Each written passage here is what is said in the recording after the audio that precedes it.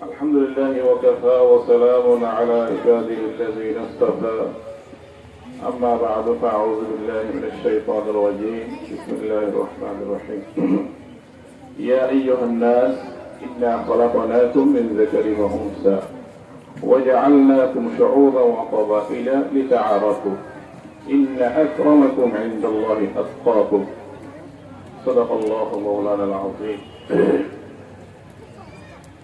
সময় সংক্ষিপ্ত। এখানে আমাদের মাঝে উপস্থিত আছেন আজকে মাদ্রাসাতুল ইস্তেআলা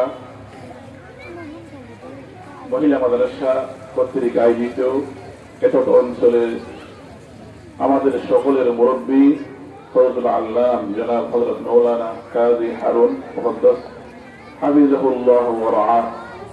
উপস্থিত আছেন আমাদের উকিয়া উপজেলার সকলের মাতার তাজ আঞ্জুমানে ইত্তেহাদুল মাদারিস বাংলাদেশ উকিয়া উপজেলার সম্মানিত সভাপতি প্রতিষ্ঠাতা পরিচালক দারুত তাহজিব তেঙ্কেলে মাদ্রাসার সম্মানিত মুহতামিম হযরত আল্লাম জনাব হযরত মাওলানা আব্দুস সত্তার হাফিজাহুল্লাহ ওয়া রাআহ এবং আমার আরেকজন আপনজন আপনাদের সকলের পরিচিত মুখ দৌলতুল কুরআন মাদ্রাসা সম্মানিত প্রতিষ্ঠাতা পরিচালক ইউনুস সরওয়ার সাহেব হাফিজাহুল্লাহ ওয়া রাআহ এবং কক্সবাজার জেলার সকলের প্রিয় মুখ সংগঠক রাজনীতিবিদ হযরতুল আল্লাম জনাব হযরত মাওলানা আবুল মনজুর সাহেব সহ অসংখ্য অগণিত উলামায়ে কেরাম এবং আমার সামনে উপস্থিত অভিভাবকবৃন্দ, আসসালামু আলাইকুম ওয়া রাহমাতুল্লাহি ওয়া বারাকাতুহু।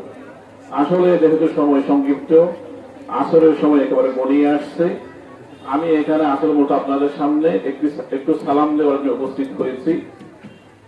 কিছু বলার নেই, তারপরও অনুষ্ঠানের সৌন্দর্য রক্ষার্থে যেটা আমাদের সকলের বুঝতে হবে, ইয়া আইয়ুহান নাস ইন্না খালাকনাকুম মিন যাকারিন ওয়া উনসা।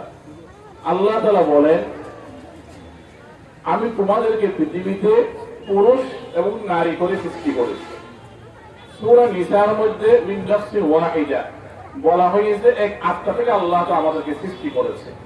তাহলে এই পৃথিবীর সিস্টেম পরিচালিত হওয়ার জন্য কতগুলো আছে পুরুষ আর কতগুলো নারী, এটুকুই আল্লাহ তাআলার বিধান হিসাবে। সেখানে সেই জন্য নারী হিসাবে তারা দ্বীন শিক্ষা অর্জন করতে পারবে না, তারা তাদেরকে বসে থাকতে হবে, এইরকম কল্পনা করার সুযোগ নেই।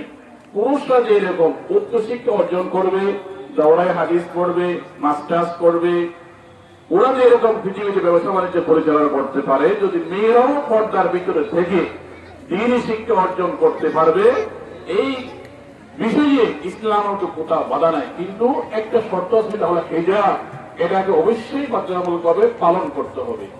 সেই ধারাবাহিকতায় এই মাদ্রাসাতুল ইস্তেআলা আমি মনে করি এইরকম আধুনিক মানের যুগ যুগে একটি মহিলা শিক্ষা প্রতিষ্ঠান।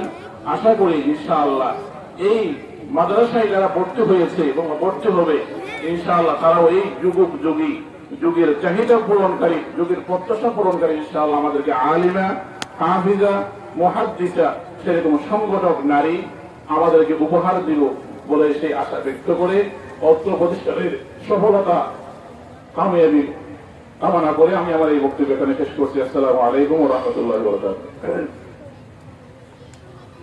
জাযাকাল্লাহু খাইর। এবার আমাদের মাঝে গুরুত্বপূর্ণ